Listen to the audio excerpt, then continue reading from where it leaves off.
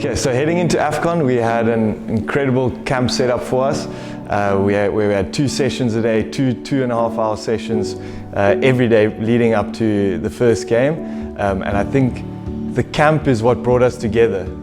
We spent about a week before the first game there together as a unit. And I think that's what brought us together and brought that vibe and team culture. And heading into the first game, especially after the training sessions, when we've put in so much time and effort, and you can just feel the sense of passion and how much everyone wants to succeed, not only for the Blitztalks, but just for the country in general. And I think that's what pushed us and bound us together as a team.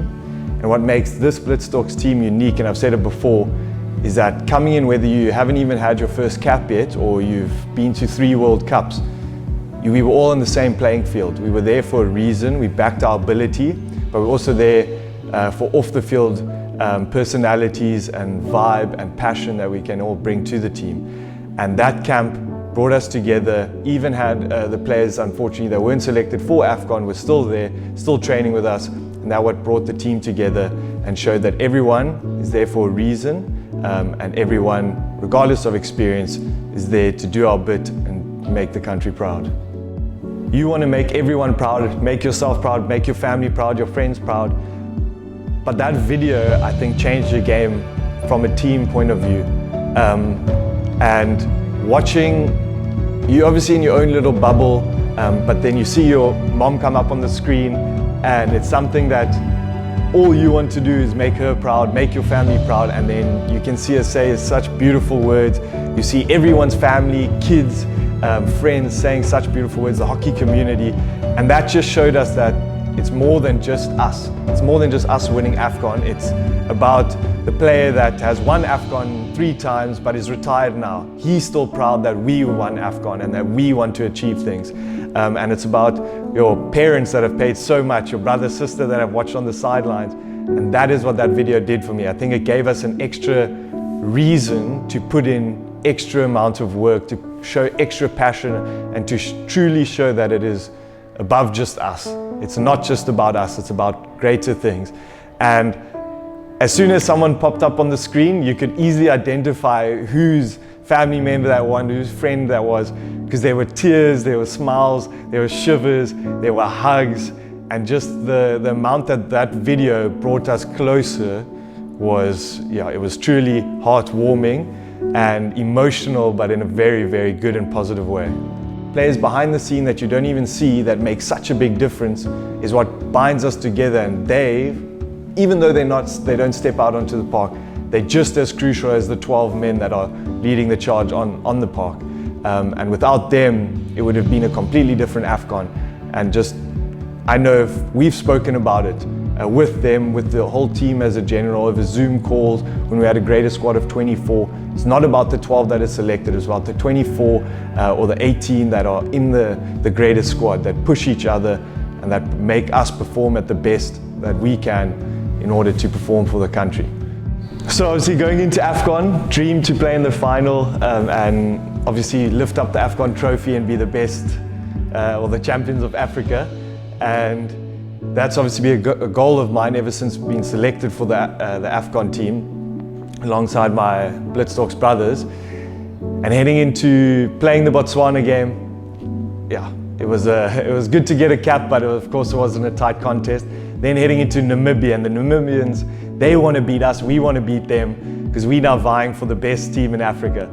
And when I was playing and I ran out for a short corner, got hit in the neck, suddenly lost all sensation in my right hand side of my body. It went super weak, and me being me, of course, no, nothing can be wrong, have to keep going. So played an extra couple minutes. I remember taking off my helmet, but then getting back into the goals, and it was about 3 minutes until the end of the chukker. So I kept playing, had to make a couple of saves using just the left hand side of my body, so that was interesting. But then, yeah, the chukker went, and I went off the side, immediately lied down. And yeah, I remember trying to lift my right arm up and had no feeling in it. It was like I couldn't control it. I remember trying to hold a bottle and it just fell through my fingers. And then I was lying on my back. Obviously, I had the incredible support staff, Doc Baker and our physio York was there helping me. And it was a very scary moment, but yeah, I didn't really think of that. I remember just lying on my back, looking over my right shoulder, just watching the game, because of course we wanted to win. And me being injured, that was second, but now I wanted us to win. Eventually we got there at the end, super happy. And I was feeling a little bit better, but still very worried. And I was definitely downplaying it. I was very scared at the moment because I was struggling to walk and hold things and that. But I was telling everyone I was fine, just hoping that it would go away. But luckily, I had a little bit more sense with the Doc Baker and our physio. And then what happened was, went to bed, obviously didn't feel like I had a concussion because I had no nausea, no vomiting, felt fine, no headache. Next day was slightly better, but I remember trying to sign for a COVID form and I couldn't write my name. My hand was just dragging along the page. And then played in the Botswana game, once again, all my own fault. I was telling everyone I was fine, feeling good to go. Of course, I want to give up the chance to play for my country. Luckily, didn't have to touch the ball against Botswana. But I remember our doctor, Andrew Baker, came up to me and he's like, there's something wrong. I can see there's something wrong when you're warming up, the way you stand. So he said, nope, we got to get this checked out. Went for an MRI. Had an MRI, and that's when they picked up 3 minor strokes. So as soon as the ball hit me, it caused 3 minor strokes in my brain. That's why I lost feeling in my right-hand side of my body. And then, still had the feeling that, okay, maybe I could still play, because there was never a definite answer. Only once Doc Baker got a call from someone that he respected and someone that he wanted an opinion of. And once he gave the call that I wasn't able to play in the final, of course, then it was a heart-shattering moment. So it was a very emotional time for myself, and being injured in such a big game, something that I built up, or the feeling, the sensation of winning AFCON and being on the field, suddenly was taken away from me. I think a big part of my mindset shift was actually getting home at the hotel after the MRI and everything, and the decision was made that I can't play. Remember, Coach Hackers was there and he just said, Anton, relax, calm down, it's all okay. Obviously, over and above your ability, you're also here based on what you can bring to the team. So your role has shifted, and just that conversation that I had with him, suddenly I accepted, won't be playing, but there's more that I can do in this team, and especially for Bongs.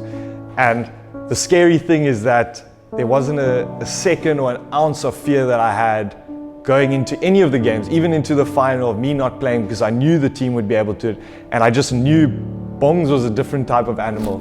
His mentality for someone that's still in matric was a different gravy. And I could see the amount of passion and heart and confidence he had. And I just, in terms of me mentoring him, it was very little. All I did was, just kept him focused, because he was a very passionate guy, so kept him grounded. But the big thing for me, obviously me being a keeper, and knowing that a team and players back you is the biggest. And I just kept saying to him, back yourself, I back you, the team backs you, the coach backs you. There's nothing to fear. You do your bit, you play how you are. And of course, watching him in the training camp leading up to the week, there was nothing to fear. He is a world-class keeper, and he showed that and he proved that. And for a player so young, I think back, I would never have been able to do what he did back when I was 17, 18 years old. So for him to be able to perform the way he did and show the amount of maturity that he did was incredible. And I felt incredibly proud to be there next to him, sharing this moment with him, and sharing the moment that he helped the Blitzdogs at the age of 17 to win AFCON and book their ticket to the final was immense. And I was really happy with my role that I played, in terms of not only Bongs but also the team in general. And I shifted the mindset, I did my bit. I was fetching water whenever I could, to take any sort of pressure, and so that the team could just focus on what they had to do and I could do my bit from the sidelines. So I'm incredibly proud of Bongs. This was the next hurdle, because we want to prove ourselves to the world, and we had to get past the AFCON first. And we always had the confidence and backing and understanding that we will get through it, we will win the final, we will make it to Belgium. So it was almost a formality, but we needed this so that we can prove ourselves on the greater stage. So now, once we tick that box and once that final whistle went in the final, suddenly, the feeling of being the best indoor playing country on the continent is also a different gravy, but now that gave us the want and passion to go do it on the world stage, because that's our ultimate goal, not to be best in Africa, but to be best in the world. So winning AFCON, dream come true. I remember biting into my medals, it was something that I've been envisioning myself to do for years and years, came true, celebrating with the team, holding the trophy. Now suddenly we want to do that on the world stage. So winning AFCON was a dream come true, but there are plenty more dreams to come true moving forward. But my most memorable moment in Tours General was watching the video of the community and friends, family wishing us well. And why it was my most memorable moment, because I distinctly remember looking around and you suddenly realize that you're now playing for a why alongside your brother. So you playing for his why, you playing for his family, you playing for his friends, and you playing for much greater reason than just you playing now. And when you understand the reason why people play and why they play, the reason, suddenly, you just find a whole nother level. And I remember looking around, tears in people's faces and the pride that they showed.